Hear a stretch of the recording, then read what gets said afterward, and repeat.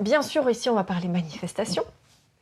Je m'adresse principalement aux personnes qui ont déjà essayé la manifestation, qui s'y entendent déjà, bien entendu, et puis qui ont fait un tableau de vision, qui ont essayé de visualiser un montant qui arrive même sur leur compte bancaire, qui ont déjà vécu des résultats, qui ont vécu de belles synchronicités, mais dont en fait, malgré toutes les nouvelles choses mises en place dans leur vie pour pouvoir manifester, n'ont pas encore leur vie qui est vraiment métamorphosée, qui n'ont pas vécu de genre le gros waouh extraordinaire que peut permettre la manifestation.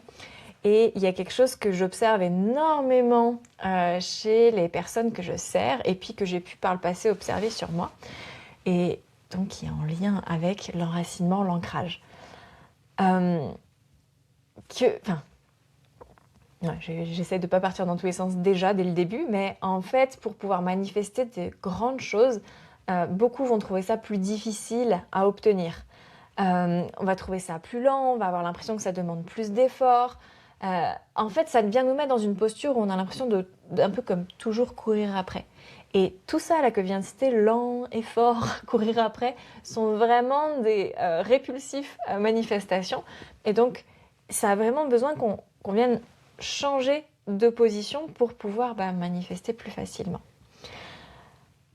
Il y a bien entendu plein d'éléments à aller regarder. L'ancrage est quelque chose de majeur, c'est vraiment le grand oublié de la manifestation, donc j'en parle aujourd'hui. Mais il y a bien entendu des choses comme est-ce que tu crois vraiment que c'est possible pour toi ? Bien sûr, la manifestation n'est pas qu'une seule chose, mais à quelque part, je crois que je fais partie des rares personnes qui en parlent, peut-être parce que ça a tellement fait défaut chez moi au début. Et je suis étonnée que dans la manifestation, et puis peut-être dans notre culture, dans notre société, on parle peu de l'ancrage. Et je pense que c'est pour ça qu'avec mes clientes, il y a de tels résultats. C'est qu'il y a des choses qui se répètent beaucoup dans les livres, dans les contenus qu'on peut lire sur la manifestation. Et il y a comme un grand oublié qui est l'ancrage. Donc voilà. Il y a ma vision vient probablement teintée est probablement teintée du fait que à la base, je me suis formée en médecine traditionnelle chinoise. Moi, je suis rentrée dans le monde de l'énergétique au travers de la médecine traditionnelle chinoise. Et donc, ce que nous dit en partie la médecine chinoise, c'est que l'humain a 3 pôles énergétiques majeurs. Il y a celui de la tête qui est en lien avec le ciel, l'intuition, la lumière. Il y a le pôle cœur qui est du coup en lien avec la compassion, l'amour, le partage horizontal, donc c'est-à-dire entre humains.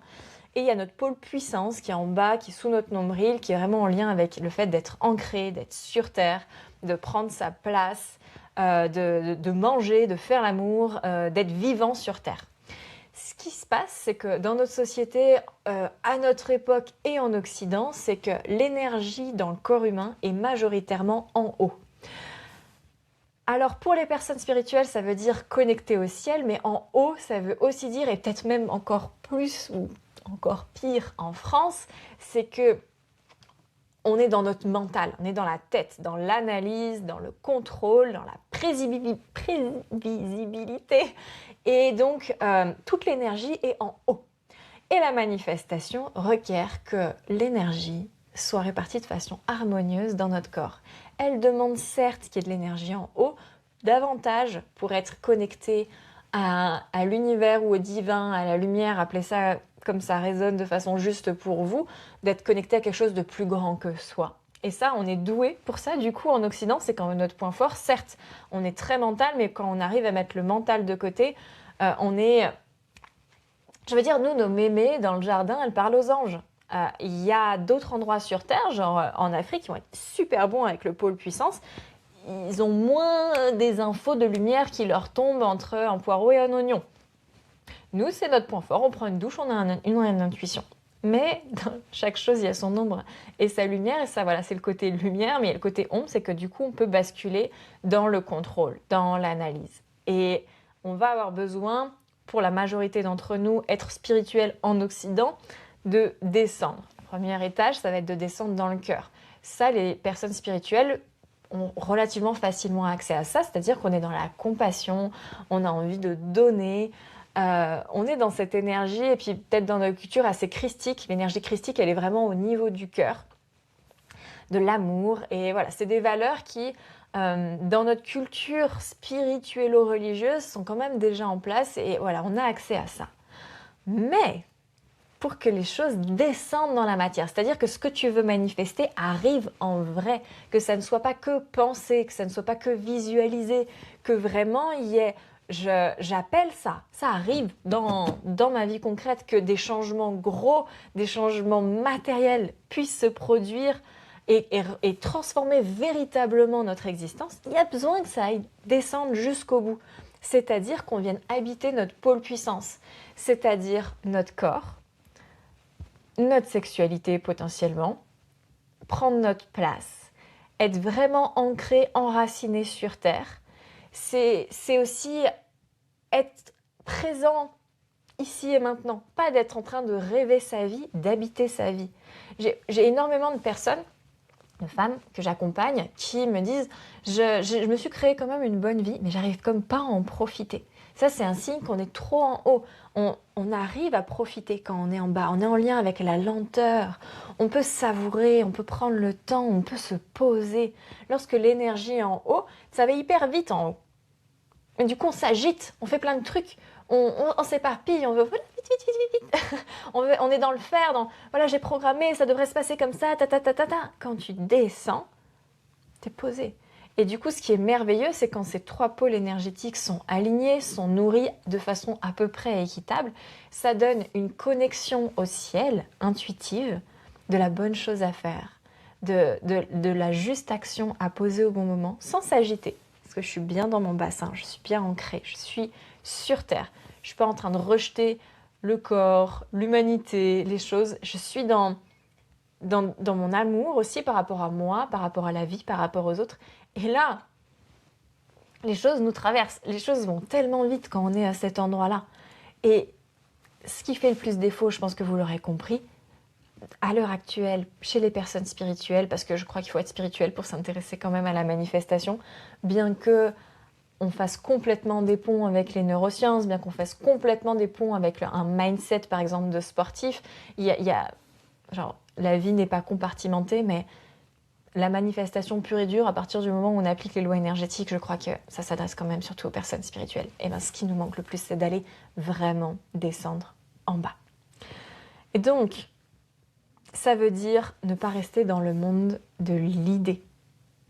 Pas juste visualiser, pas juste poser des intentions, pas juste désirer. Ça veut entre autres dire passer à l'action, mais pas que. Je vais essayer de vous amener là. Donc, le truc que je vois le plus, je ne sais pas si ça sera parlant, et j'attends vos retours, j'attends vos questions, c'est... moi, je trouve que chez les personnes où ça se voit marqué noir sur blanc, c'est qu'il y a comme une énergie un peu flottante. Il y a de la confusion. Il a déjà essayé ça, et oh, je vois les connexions avec ci et ça, machin et tout ça. Mais, ok, mais qu'est-ce que tu veux vraiment derrière cette manifestation? Et il y a des choses très flottantes, de l'amour, plus de lumière, c'est vrai. Mais si on descend davantage dans la matière, qu'est-ce que tu veux? Et si on redescend derrière ce que tu veux encore plus profondément? Ah ben en fait, je voudrais de l'argent. Ah mais c'était pas à deviner de base quand tu me parlais de lumière. Ouais mais je voudrais de l'argent, mais en fait c'est parce que j'ai un proche qui est malade et que je veux lui offrir un beau voyage et j'ai envie qu'on y aille ensemble. Ah ok. Ben, c'est pas la même chose de demander la lumière, que tu te reçois déjà probablement, avec je veux emmener ce proche en voyage. Est-ce que vous me suivez? Est-ce que c'est assez clair? C'est faire descendre, entre autres, notre compréhension, notre demande sur un plan plus terrestre. Ok, tu as un désir, mais concrètement, qu'est-ce que ça veut dire? Parfois, il y a besoin de faire le chemin inverse. On a une idée très concrète. Je voudrais 1 million d'euros sur mon compte en banque. Oui, et il y a besoin d'aller remettre de la spiritualité parce qu'il y a un disconnect entre. Et ce qui peut se passer aussi chez les personnes spirituelles, mais je ne vais pas étaler tous les cas de figure possibles, c'est qu'il y ait la tête, il y ait la matière et qu'il y ait une rupture au milieu et que ça ne communique pas aussi. Il y a besoin d'être vraiment précis, honnête avec ce qu'on souhaite au travers de la manifestation. Ok, une meilleure vie, mais une meilleure vie, pourquoi? Pourquoi faire? Pourquoi être? Et là, ça vient aussi soulever un point qui est hyper important, que je vois énormément. Vous savez que ma spécialisation, c'est de répondre aux refus d'incarnation. Ça veut pas, je le précise, j'ai eu des cas comme ça. Ça veut pas dire que c'est des personnes qui ne veulent plus du tout vivre. C'est des personnes spirituelles qui, de façon hyper discrète, hyper insidieusement, ne sont pas OK avec le fait d'être sur Terre. Et qui vont du coup avoir du mal à créer dans la matière, qui vont avoir du mal à aimer leur vie, puis qui vont avoir du mal à faire ce que leur âme était venue faire en s'incarnant. J'ai un épisode de podcast là-dessus si vous avez envie de voir, et je le mettrai sous cet enregistrement sur mon podcast. Je vous mettrai le lien, c'est « Es-tu en refus d'incarnation ?» pour vous rendre compte, peut-être vous allez vous reconnaître là-dedans, parce qu'en fait ça touche quand même pas mal de personnes. Ça peut cacher comme une fuite de notre vie, une fuite de notre incarnation, une fuite de la vie sur Terre, la manifestation. C'est en fait, j'aime pas la vie comme elle est. Je la trouve trop fade, trop douloureuse, trop plate, je me fais chier. C'est des mots que mes clientes peuvent me dire, vraiment, où la vie n'est que souffrance, etc. Et en fait, beaucoup de personnes mettent leur premier pied dans la manifestation par fuite, parce que j'ai pas envie de sentir le manque d'argent, donc je veux beaucoup d'argent. Et la manifestation fonctionne pas, ou vraiment très peu, avec très peu de puissance, quand on est dans la fuite. Parce que la manifestation vient vraiment nous mettre dans la vie. Elle répond aux lois énergétiques, aux lois du vivant. Et donc quand on est dans la fuite, on est dans la survie. Et donc manifester dans la survie, c'est possible. Mais comme vous avez peut-être pu l'expérimenter à moindre mesure. Donc si on veut manifester de grandes choses, ça veut dire qu'il y a de grands changements dans la matière. On a besoin d'être dans la matière. Et j'ai, sur la page d'explication de l'offre incarnation, j'ai fait ce schéma pour expliquer que en fait, tu es dans la matière et tu veux que ta vie soit encore plus belle. Du coup, tu as besoin de descendre dans la matière. Pour descendre dans la matière, il y avait besoin d'y trouver un intérêt, un peu de plaisir. Et une fois que tu es là, tu as plus de puissance pour manifester des choses concrètes. Quand tu as manifesté ces choses concrètes, du coup, ta vie est plus agréable, et plus satisfaisante et plus épanouissante. Du coup, c'est plus agréable d'être dans la matière. Et vu que c'est plus agréable d'être dans la matière, tu es plus incarné, tu es plus dans la matière. Et tu manifestes avec encore plus de puissance. Et vu que tu manifestes avec encore plus de puissance, ta vie est encore plus ouf, plus extraordinaire, plus appréciable, plus délicieuse. Et vu que ta vie est plus délicieuse, c'est encore plus facile d'être dans ton corps, d'être dans ta vie, et tu manifestes avec encore plus de puissance, etc., etc. C'est vraiment un cercle vertueux. Mais ça commence par accepter de descendre pleinement dans son corps. Accepter l'incarnation, accepter que le monde ressemble à ce qui ressemble aujourd'hui. Ça ne veut pas dire s'en désintéresser, ça ne veut pas dire baisser les bras et qu'on ne peut rien changer, c'est juste admettre que les choses sont comme elles sont aujourd'hui. Ça permet de descendre. Par où ça passe? Par regarder vraiment en face les choses qui sont un peu compliquées pour nous. Et ça demande vraiment beaucoup de délicatesse, de tendresse même avec nous-mêmes. Ça demande beaucoup d'amour de regarder en fait qu'est-ce qui me plaît pas encore tant que ça dans ma vie. Pourquoi je crois que la vie c'est douloureux? Parce que dessous se cachent des blessures, dessous se cachent des souffrances, des fois même qui ne nous appartiennent pas, mais qui résonnent forcément dans notre vie. Je veux dire, même si ça vient de notre lignée, de notre vie antérieure, il y a des résonances concrètes dans notre vie. Si on a eu une arrière-grand-mère qui s'est fait violenter et puis qui en est morte, il est possible que de se mettre en couple dans notre vie, à chaque fois, ça se termine un peu dans des drames. Donc oui, il y a peut-être une résonance avec la lignée, mais dans notre vie, il y a ce truc concret. Faites attention aussi, vu qu'on parle d'ancrage, la spiritualité peut nous amener dans des vies antérieures, peut nous apporter des explications qui vont plus haut, plus loin que notre propre vie.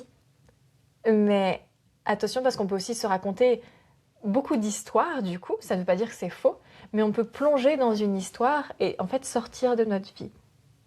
Ah, c'est pas moi, c'est mon arrière-grand-mère. Oui, mais tu comprends, c'est parce que ça vient d'une vie antérieure. Ça veut pas dire que c'est faux, mais à cet endroit-là, on n'est pas en train de prendre la pleine mesure, même des fois la pleine responsabilité de ce que nous, on produit dans notre vie.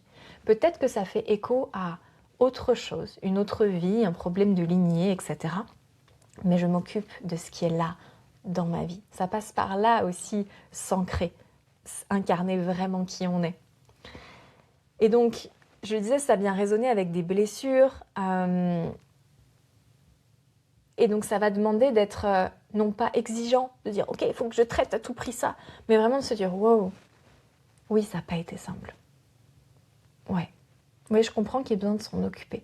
Et jusqu'à là, du coup, je me suis un peu réfugiée dans ma tête, je me suis réfugiée dans le monde des rêves, je me suis réfugiée dans la manifestation pour essayer de changer les choses. Mais ce qu'il y a vraiment besoin de faire en réalité, c'est de prendre cette petite chose délicate, vulnérable en nous, et dire, ok, je vais m'occuper de toi. Et là, on n'a plus besoin de fuir parce qu'on regarde vraiment en face le truc, le sujet, la chose qui fait qu'on a tendance à fuir le quotidien, notre vie, notre corps, etc. Tout ça, c'est vraiment de façon hyper fine. Hein. C'est pas un truc que tous les matins on se dit oh là là, je vais fuir mon corps. C'est vraiment hyper fin et vous pouvez presque n'en voir que les symptômes. Et le fait d'avoir du mal à manifester de grandes choses dans la matière est un symptôme. Le fait d'avoir un corps souvent malade et fragile est un symptôme. Le fait d'avoir du mal à dire les choses clairement, c'est un symptôme. Il y en a tellement. Allez voir le podcast sur le refus d'incarnation, déjà, il pourra vous aider à faire un beau point. Et donc, une fois qu'on s'est occupé à notre façon, et peut-être avec des thérapeutes, et avec la chose qui nous fait sens pour nous, moi je m'en occupe au travers de pratiques somatiques avec mes clientes. On a une pratique de libération de traumatisme, par exemple, qui fonctionne autant pour ce qui est de l'ordre de traumatisme, comme on s'entend généralement un peu lourd, comme de choses plus légères, en fait, qu'on aurait appelé ça blessure. Et donc on vient traiter ça par le corps, parce qu'encore une fois, mon accompagnement, c'est incarnation, donc ça se passe dans l'incarnation. Ça se passe donc avec le corps. Et il n'y a pas besoin d'analyser, de suranalyser, d'en discuter pendant des années. C'est juste, on libère le corps de ce poids. Et effectivement, parfois, il y a besoin de revenir, de faire la pratique 1 ou 2 fois. Mais voilà, on n'est pas dans un truc qui va s'étendre sur des années. Parce qu'il y a toute cette mise en lumière et cette compréhension également de notre système nerveux. Le système nerveux, il est bel et bien dans le corps. Et donc, en faisant alliance avec notre système nerveux pour qu'il se sente vraiment, qu'on se sente en sécurité, qu'on se sente apaisé, pareil, ça aide à descendre dans le corps. Notre énergie, notre âme a du mal, notre esprit a du mal à descendre dans le corps si être dans le corps, c'est pas agréable, c'est dangereux, c'est stressant. Donc, l'idée, c'est vraiment de faire que notre chez nous, notre corps, on ait envie d'y vivre, en fait. Donc, à la fois, la manifestation aide, mais ça peut pas être par fuite. C'est d'abord, je fais une place douillette, agréable dans mon corps, je me fais d'abord une vie sécure, agréable, plaisante, le plus que je peux. Et grâce à cette descente, qui parfois est juste un peu petite même, hop, je manifeste mieux. Et comme je le disais, ça fait ce cercle vertueux où au mieux on est dans notre corps, dans notre matière, au mieux on arrive à manifester. Si vous avez des questions, posez-les-moi là, maintenant. Je vais lire une question qu'on m'a envoyée lorsque j'ai dit que je ferais cette intervention aujourd'hui sur la manifestation avec l'ancrage. Et la personne me dit « Ok, atteindre l'ancrage, c'est dur. Le maintenir, c'est 1000 fois plus dur. Alors, comment faire ?»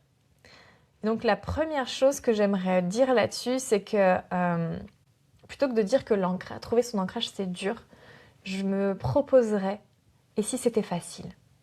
Parce que personnellement, j'ai mis vraiment beaucoup de temps à trouver mon ancrage parce que je ne savais pas comment faire, je ne savais pas par où ça passait, j'étais tellement perchée. Et si on m'avait dit, en fait, Jade, c'est pas compliqué. C'est assez simple, c'est créer du plaisir dans sa vie. Et c'est un pas après l'autre. Ça n'a pas besoin, si on en fait un truc compliqué, on le rend plus compliqué. Oui, trouver un chemin qu'on n'a jamais pris, c'est pas si évident.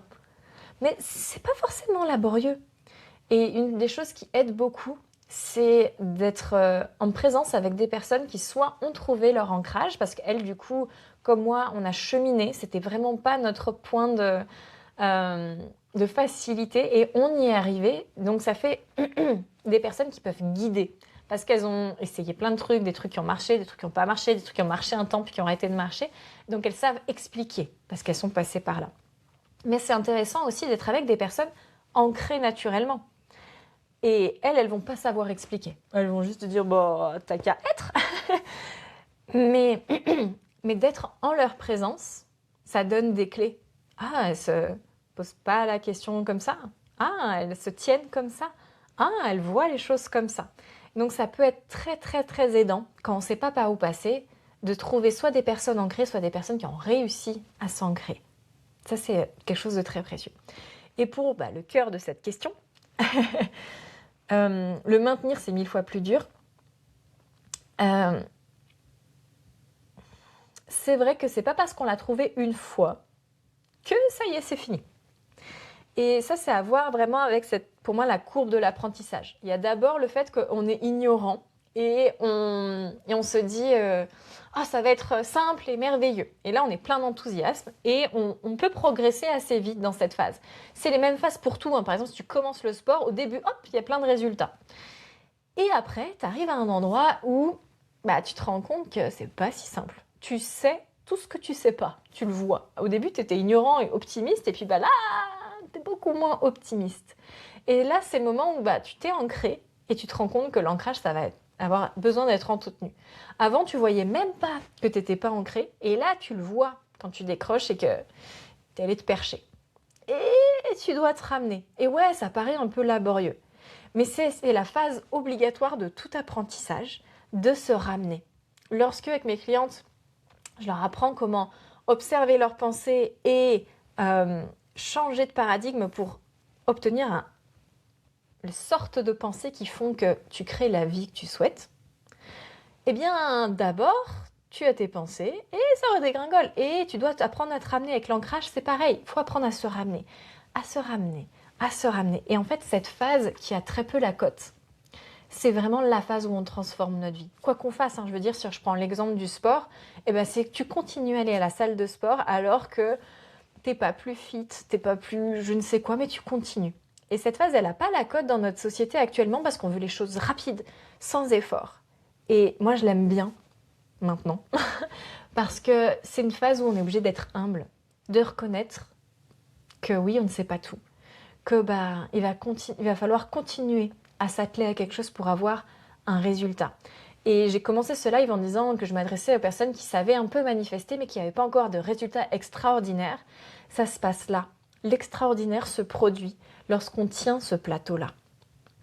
C'est-à-dire si tu as essayé de manifester, tu as eu des petits trucs et puis en fait pour les grandes choses qui te tiennent à cœur, tu as essayé puis tu as douté. Tu as essayé puis tu as abandonné, puis tu es revenu, puis tu as quand même beaucoup abandonné. Puis en fait tu t'es dit c'était de la manifestation, c'était de la merde. L'extraordinaire, il ne peut pas arriver. Il a besoin de tenir une autre intensité. Et donc c'est la même chose pour l'ancrage, il y a besoin effectivement de tenir cette intensité. Ça ne veut pas dire que c'est dur, ça veut dire qu'on a besoin d'une certaine discipline. Discipline, pareil, c'est un peu un gros mot dans notre culture, mais discipline, c'est être disciple de. C'est à quoi je voue mon énergie, mon temps, ma vie. Et donc, moi, j'ai dû être disciple de l'ancrage pendant des années. Sans mentir, il y a eu un moment dans ma vie où j'ai vu une thérapeute et tout ça, enfin plusieurs. Il y en a une qui m'a fait vraiment un déclic, une énergéticienne. Et elle m'a vraiment dit, oui, l'ancrage, c'est ce qu'il te faut. Une fois que tu as l'ancrage, tu vas exploser en puissance, etc., etc. Et à ce moment-là, ça m'a fait sens. Et je me suis dit, je vouerai le temps qu'il faut à l'ancrage. Et sans mentir, pendant une année, je suis allée chaque matin, pieds nus dans la pelouse, prendre un arbre dans les bras. J'avais aucune idée de comment faire, de par où ça devait passer. et étant très ouverte énergétiquement en haut, alors je parlais aux arbres, aux végétaux, j'ai découvert plein de trucs sur le monde végétal. Moi, c'était un pin à ce moment-là, j'étais dans le sud, que je prenais dans la main, et du coup, j'ai eu des visions d'incendies qui se produisaient ailleurs. J'ai compris que les pins qui brûlaient là-bas étaient en lien avec le pin de mon jardin. Voilà, c'était très ouvert, mais à chaque fois, je me disais, Jade, l'ancrage. Et donc, j'essayais d'aller sentir, et pendant 1 an, je n'ai rien senti. Pendant 1 an, matin après matin, je suis allée prendre cet arbre dans les bras. Quelle que soit la météo, qu'il y ait un voisin qui le voit et qu'on raconte que j'étais bizarre, j'y suis allée. Et c'est pas le fait d'avoir pris cet arbre dans les bras qui a fait que j'ai trouvé mon ancrage. C'est le fait d'être engagée et de continuer. Énergétiquement, j'ai appelé, je veux trouver par où ça passe, l'ancrage. Je serai ancrée un jour. Et du coup, j'avais des réponses par des bouquins, par des stages. Et je maintenais cette hygiène de pied dans la terre, à essayer de trouver mes racines et à sentir mes racines. Et un pas après l'autre, non pas que la solution soit d'aller faire un câlin à un arbre, la solution c'est de continuer et d'être clair et déterminé sur ce qu'on veut. Et maintenant, des fois, je fais un pas de recul et je me dis, mais tu passes ta vie à parler d'argent, d'incarnation, t'es interviewé pour ça. Mais franchement, on m'aurait dit ça il y a 10 ans. J'aurais au mieux ri, au pire juste cru que c'était n'importe quoi, que c'était pas possible. Et donc il y a peut-être pendant ce plateau-là d'apprentissage, c'est important, je crois, de prendre du recul sur le temps. C'est qu'1 an, ça paraît long, 1 an, jour après jour, d'aller prendre un arbre dans les bras. Mais en fait, sur une vie, c'est rien. Et en fait, en 10 ans, j'ai pu trouver cet ancrage. Et une fois ce plateau passé, on est dans l'incarnation du truc qu'on a appris. Et là, ça devient facile. Là, ça devient une évidence. Là, les personnes qui vont à la salle de sport ne se posent plus la question de ce qu'elles doivent manger, si elles vont vraiment tenir ce régime. Elles mangent comme ça, c'est leur façon de manger. Elles ne se posent plus la question de ce que je vais à la salle ou pas, il fait un peu froid, j'ai la flemme de sortir. Leur identité, c'est d'aller à la salle. Et donc, la même chose pour l'ancrage, c'est que ça ne veut pas dire que je passe tout le temps mon temps à être ancrée. C'est juste que si je ne le suis pas, c'est une évidence. Et c'est une évidence régulièrement. Et en fait, j'ai pas besoin de tortiller et faire des tonnes de choses. Je me dis, t'es pas hyper ancré. Le lendemain, je me dis, là, t'as sérieusement besoin de te réancrer. Et voilà, je sais par où ça passe. Je sais comment faire. Je peux le faire en dansant, je peux le faire avec une pratique somatique, je peux le faire juste en méditant, en posant l'intention, je peux le faire en allant ranger du bois. Mais genre, je sais par où est le passage. C'est facile. Je pense pas et je ne prétends pas avoir l'identité de quelqu'un d'ancré. Genre, il y a encore trop de choses dans ma constitution qui font que je pense que je serai quand même toujours un être de lumière. Mais je sais pas où ça passe. Je sais comment faire. Et donc, je suis quelqu'un, par contre, dont l'identité, c'est de pouvoir être ancré. Et je suis toujours étonnée. Hier encore, j'ai une personne qui m'a écrit et m'a dit « Je n'écris jamais à qui que ce soit sur Instagram, mais j'ai découvert ton profil et tu es d'une puissance que je n'ai pas pu faire autrement que de t'écrire. » Et puissance, c'est le pôle puissance, c'est l'ancrage. Et je me dis, ce qu'elle a vu de moi, c'est mon pôle puissance. Est-ce que c'est pas dingue? Je vois qu'il y a eu un moment un commentaire, je remonte. Quel est le rôle de l'alimentation dans la manifestation? Je pense à l'hygiène physique en général. Je me suis jamais posé la question comme ça, c'est intéressant. Le rôle de l'alimentation. Ce que je peux dire de ma propre expérience, sachant que j'ai pas étudié le sujet de la manifestation au travers de l'alimentation. Ce que je sais, c'est que on peut avoir des supports à la manifestation qui passent par tout un tas de choses et que, mettons que tu sois diététicienne, l'alimentation peut devenir un vrai support à tes manifestations. Ce que moi je peux dire de mon expérience, c'est que l'alimentation, ça fait partie de l'ancrage. Et donc, des personnes qui délaissent la nourriture, mangent mal, mangent peu, il faut quand même qu'elles aient de base un sacré ancrage. Et en même temps, si c'était ancré, elles mangeraient facilement, elles mangeraient bien. Et du coup, pour moi, ça participe à l'ancrage. Et moi, dans mes manifestations, il y a toujours eu avoir une bonne vie. Et donc, qui dit une bonne vie, dit une bonne santé, dit prendre soin de moi. Et je crois, de ce que j'observe, que globalement, en tout cas dans ma sphère, dans les personnes que j'accompagne, il y a cette envie d'une bonne vie. Alors il y en a plus matérialistes, la représentation c'est une belle voiture. Mais en fait une belle voiture avec un cancer, ça marche pas non plus. Et donc finalement je trouve que tout rejoint un peu l'ancrage aussi. Et ce que je disais à un moment au milieu du live, de connaître son pourquoi profond. Pourquoi on veut vraiment faire ça et d'être concrète, d'être précise, c'est que pourquoi tu veux une belle voiture? Parce que peut-être tu veux de la reconnaissance sociale ou peut-être parce que tu veux plus de fun. Pourquoi? Pour me sentir bien. Et donc pour moi, vu que l'alimentation participe à se sentir bien, ben oui, elle est en lien avec la manifestation. Après, son rôle, c'est un peu à nous de voir quel rôle on veut lui donner. Moi, personnellement, la vie que je veux, c'est un bien-être global. Je le partage de temps en temps. Moi, ce que je veux, c'est me sentir bénie au quotidien. Et donc, ça passe par exemple, bénir ma nourriture. Je ne le fais pas exactement à chaque repas, mais on a un rituel dans la famille où on prend, une fois qu'on a notre assiette, on prend un temps de gratitude. Et on le formule parfois très simple, à voix haute, quand il y a par exemple ma fille, où on dit merci pour ce repas. Et de temps en temps, il nous prend des délires un peu plus d'emphase, où on va remercier pour si on a de la viande pour l'animal, on va remercier voilà, les personnes, etc. Et en fait, c'est vraiment complètement inclus dans la manifestation parce qu'il y a de la gratitude et que la gratitude, c'est un élément hyper important de la manifestation. C'est hyper porteur. Et donc, quand j'ai de la gratitude pour mon assiette, j'ai de la conscience pour tout ce qui fait et qui permet que j'ai ça dans mon assiette, alors je suis dans un état d'abondance. Je suis dans un état d'amour, je suis dans un état de complétude et de paix. Donc, je vibre ça. Et si je le vibre, je l'attire d'autant plus. Après, la personne que je souhaite personnellement être au travers de ma manifestation, c'est être quelqu'un qui est bon pour la planète, les autres, pour moi-même. Donc le choix que j'ai dans le choix de mes aliments sont bio, bien traitant le plus que je peux pour les animaux, les végétaux, la terre, donc pas de produits chimiques, etc. etc. Et finalement, ça me permet d'incarner cette personne que je souhaite être, mon choix alimentaire. Mais j'ai les mêmes choix pour mes vêtements, j'ai les mêmes choix pour les produits cosmétiques, pour les bijoux, pour mes shampoings, pour mes couettes et autres objets qui sont dans ma maison. Ce que je peux vous dire aussi, c'est que en ce moment, les candidatures pour un mentorat privé sont ouvertes. Vous avez juste à cliquer sur le lien dans ma biographie pour pouvoir postuler et puis voir un peu de quoi il en retourne.